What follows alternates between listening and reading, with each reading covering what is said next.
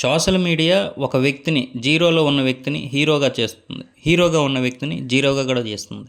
అయితే ఇదంతా ఏమీ ఎక్కడ నిజాలు లేకుండా చేయదు. నీలో టాలెంట్ ఉంటే ఎత్తి పడేస్తుంది. అదే నువ్వు తప్పు చేస్తే పాతాళంలోకి కూడా తొక్కేస్తుంది. ఇప్పుడున్న ట్రెండ్లో సోషల్ మీడియా ఆ విధంగా తయారైంది. సోషల్ మీడియా తప్పేం కాదు, మనం ఇష్టం వచ్చినట్లుగా ప్రవర్తించడం, ప్రజలకేం తెలియదులే, ఏం చేసినా కూడా నడిచేస్తుంది, మన మాట చెల్లిపోతుంది అని చాలామంది విర్రవీగారు. వాళ్ళందరినీ కూడా పాతాళానికి తొక్కేసింది సోషల్ మీడియా. ఎందుకంటే ఇంతకుముందు మీడియాలో అన్నీ సగానికి సగం అబద్ధాలే వచ్చేవి, ఫేక్ న్యూస్లే వచ్చేవి. వాళ్ళు ఏం చెప్తే అదే నిజం. ఒక చెడ్డ వ్యక్తిని మంచిగా చెబితే అది మనం ఆ వ్యక్తిని మంచిగానే అనుకుంటాం. ఒక మంచి వ్యక్తి గురించి చెడ్డగా రాస్తే అది చెడే అనుకుంటాం. కానీ నిజానిజాలనే మనకు తెలిసేవి కాదు. కానీ ఇప్పుడు ప్రతి వ్యక్తి ఏం చేస్తున్నాడు, ఉదయం నిద్ర లేచిన నుంచి రాత్రి పడుకునే వరకు కూడా ప్రతి వ్యక్తి ఏం చేస్తున్నాడు అన్నది సోషల్ మీడియాలో తెలుస్తుంది. ప్రతి ప్లాట్ఫామ్స్ ఎక్కువ ఉన్నాయి కాబట్టి సోషల్ మీడియాలో ఏదో ఒక ప్లాట్ఫామ్లో ఏదో ఒక విధంగా ప్రజలకి నిజానిజాలు అనేవి తెలుస్తూనే ఉన్నాయి. కాబట్టి హీరోలు జీరోలుగాను, జీరోలు హీరోలుగాను మారుతున్నారు.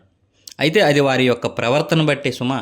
ఏదో కావాలని మనం చేసినంత మాత్రాన అక్కడ ఏం జరిగిపోదు. కొన్ని మనం దాచేద్దాం, దోచేద్దాం, నిజాలు తోచేద్దాం అంటే కుదరదు. ప్రభుత్వాలే మారిపోతున్నాయి సోషల్ మీడియా వల్ల.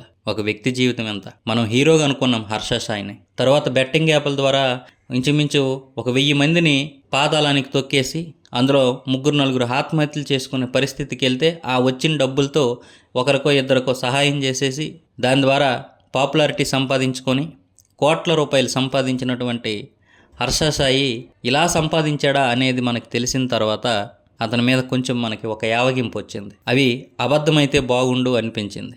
అప్పటి వరకు మనం నిజాలు మనకి తెలియకపోయినా నిజాలు అనేవి ఏంటో తెలుస్తాయని ఎదురు చూసినప్పుడు హర్ష సాయి ద్వారానే అది నిజమో అని తెలిసింది. అంటే మనం వెంటనే ఈ యువ సామ్రాట్ ఎవరో ఉన్నారో ఆ వ్యక్తి చెప్పగానే ఎవరు నమ్మలేదు. ఇవన్నీ కూడా హర్ష సాయి మీద ఒక చెడు వార్తలు, ఫేక్ న్యూస్ అని చెప్పారు. కానీ హర్ష సాయి సుమన్ టీవీలోకి వచ్చి చెప్పిన తర్వాత అందరికీ నిజాలు తెలిసాయి. ఇతను నిజంగానే బెట్టింగ్లు చేస్తున్నాడు అని. అతని నిజస్వరూపం కూడా బయటపడింది. మరి ఇప్పుడు ఆ క్రేజ్తోనే మెగా అనే ఒక సినిమా తీశాడు. ఈ సినిమా విషయంలో కీలక ట్విస్ట్ అయితే బయటపడింది నిన్న. ఏంటంటే ఈ సినిమాకి సంబంధించిన కాపీ రైట్స్ కోసం హర్ష సాయి తెగింపులకు పాల్పడినట్లు నార్సింగ్ పోలీసులు చెప్తున్నారు. ఈ సినిమాకు బాధితురాలే ప్రొడ్యూసర్గా వ్యవహరించారట. కాపీ రైట్స్ విషయంపై ఇద్దరి మధ్య వివాదం నెలకొన్నట్లు పోలీసులు చెప్పారు. ఈ క్రమంలో బాధితురాలికి మత్తుమందు ఇచ్చి హర్ష సాయి అఘాత్యానికి పాల్పడ్డాడట. బాధితురాలి వీడియోలు హర్ష సాయి సీక్రెట్గా రికార్డులు చేసినట్లు తెలిసింది. సినిమా కాపీ రైట్స్ ఇవ్వకుంటే వీడియోలు బయట పెడతానని హర్ష సాయి బ్లాక్ మెయిల్కు పాల్పడినట్లు సమాచారం. అయితే నిన్న యూట్యూబర్ హర్ష సాయిపై కేసు నమోదైంది. తనను పెళ్లి చేసుకుంటానని నమ్మించిన హర్ష సాయి మోసం చేశాడంటూ ఒక యువతి పోలీసులకు ఫిర్యాదు చేసింది. అడ్వకేట్తో కలిసి నార్సింగ్ పోలీస్ స్టేషన్కు వచ్చి మరీ యువతి ఫిర్యాదు చేసింది. ఈ మేరకు పోలీసులు యూట్యూబర్పై కేసు నమోదు చేశారు.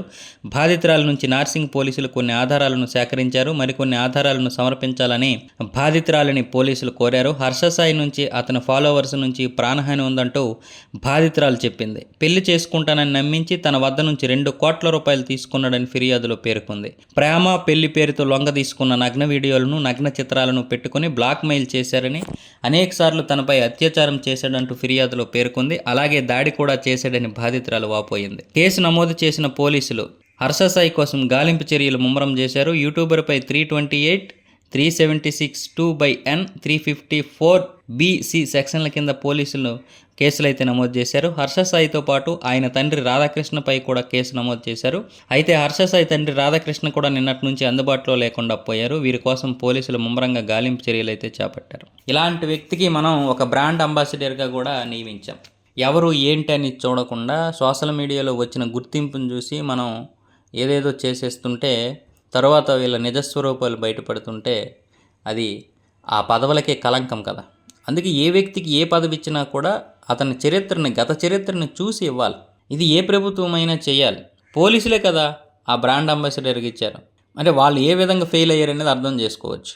నిజంగా ఈ నిజాలు అనేవి ఏంటనేది బయటపడతాయి. ఒకవేళ నిజంగా కనుక హర్ష సాయి అమ్మాయిని ఆ విధంగా బ్లాక్మెయిల్ చేస్తే మాత్రం ఇది క్షమించరాని నేరం. ఎందుకంటే చాలా దారుణాలు జరుగుతున్నాయి ఆడపిల్లల పైన. కాబట్టి మనం స్పందించాలి. ఈసారి నిజాలు తెలుసుకున్న తర్వాత నిజంగా చేస్తే కనుక కఠినంగా ఇలాంటి వ్యక్తుల్ని శిక్షించాలి. లేదు ఇది అబద్ధం, అమ్మాయి కావాలని అతన్ని రోడ్డు మీద పడిస్తే అమ్మాయికైనా సరే కఠినంగా శిక్షించాలి. తప్పు చేసిన వాళ్ళు శిక్ష అనుభవించాలి. అది ముఖ్యం. ఈ వీడియో కనుక నచ్చినట్లయితే లైక్ చేయండి, షేర్ చేయండి. అలాగే మీ అభిప్రాయాన్ని కామెంట్ రూపంలో తెలియజేయండి. జై జవాన్, జై కిసాన్, జై భారత్, జై హింద్.